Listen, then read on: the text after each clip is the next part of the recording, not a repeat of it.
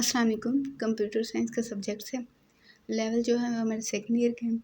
Second year में आपको पता है 2 बुक्स होती है, एक एमएस एक्सेस और दूसरी सी लैंग्वेज।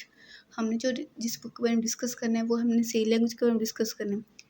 सी लैंग्वेज में जो हमारे टॉपिक्स हैं वो है identifiers and its types, keyword है।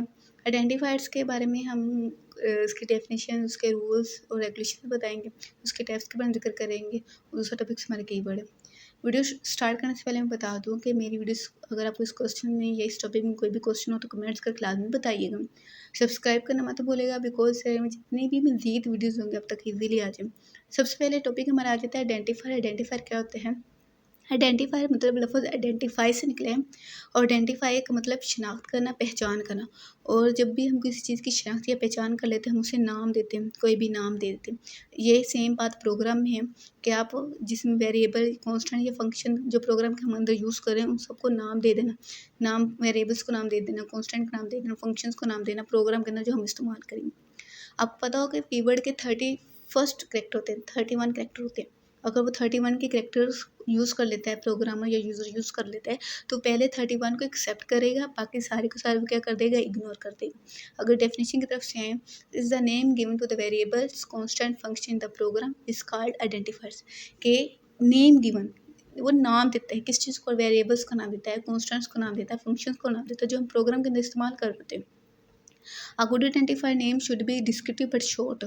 Consist of 31 characters कि ये 31 कैरेक्टर पर इस्तेमाल होता है। अगर वो 31 से ज़्यादा इस्तेमाल कर लेते हैं तो वो पहले 31 को एक्सेप्ट करेगा, बाकी सबको क्या कर देगा, इग्नोर कर देगा।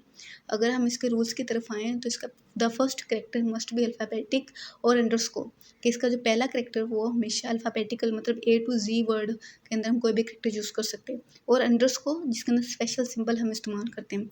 The identifier name must be, जो आइडेंटिफायर नाम होगा वो मस्ट बी अल्फ़ाबेटिकल हो, कैरेक्टर्स डिजिट्स में हों, एंड अंडरस्कोर डिजिट्स जो 0 से लेकर 9 तक जो आपके वर्ड होंगे, अल्फ़ाबेटिकल जो ए टू जी होगा, और अंडरस्कोर जो स्पेशल सिंबल हमारे पास इस्तेमाल होगा। The reserve word can not be used as identifier name, जिसके अंदर हम रिजर्व वर्ड होंगे वो हम इस्तेमाल नहीं करेंगे। रिजर्व वर्ड क्या होते हैं? जो पहले से डिफाइन हो, जिसे आप ना डिफाइन करें, यूज़र ना डिफाइन करें, ठीक है, उस चीज़ को कहते हैं रिजर्व वर्ड। और आइडेंटिफायर रिजर्व वर्ड को एक्सेप्ट नहीं करता। इसके दो टाइप्स हैं, स्टैंडर्ड आइडेंटिफायर्स और यूज़र आइडेंटिफायर्स। स्टैंडर्ड आइडेंटिफायर और यूज़र डिफाइंड आइडेंटिफायर में फ़र्क ये होता है कि जो स्टैंडर्ड आइडेंटिफायर होते हैं वो जो लैंग्वेज हम यूज़ कर रहे होते हैं उसने डेवलप किया होता है स्टैंडर्ड आइडेंटिफायर को, ठीक है, इसमें प्रोग्रामर नहीं था। अब स्टैंडर्ड आइडेंटिफायर क्या होता है? एक type of identifier that has special meaning in C, जो सी में एक खास मीनिंग रखता हो उस चीज़ को हम स्टैंडर्ड आइडेंटिफायर कह देते हैं। C cannot be used standard identifier for its original purpose if it is predefined। वो पहले से प्रीडिफाइन होता है, उसे एक ख़ास मकसद के लिए हम इस्तेमाल करते हैं। इसके अलावा C उसके अलावा वो यूज़ नहीं करता।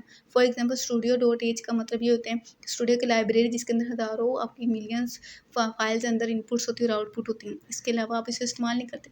Scan F and print F function भी अब पहले से डिफाइन शुदा नंबर्स होते हैं, लफ्ज़ होते हैं, करैक्टर्स होते हैं।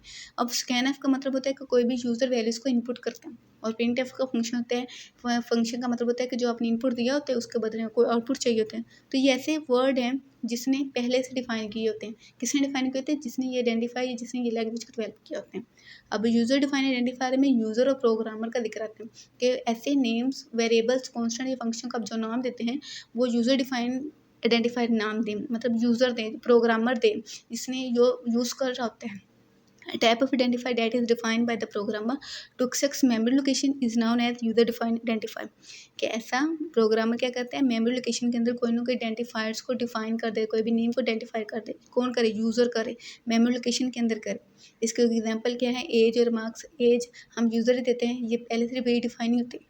अगर कीवर्ड की तरफ आएँ तो कीवर्ड भी सेम वही बात आ जाती है कि ये पहले से डिफाइन शुदा होते हैं, पहले से तारीफ बयान कर चुके। तो कौन करता है? जिसने उस लैंग्वेज को बनाया होता है, जिसने इस लैंग्वेज को डेवलप किया होता है, वो इस चीज़ को प्री डिफाइन करता है, वो इसकी पहले से तारीफ बयान कर चुका था, उस चीज़ को कहते हैं keyword. A keyword are word in C language that has predefined meaning and purpose.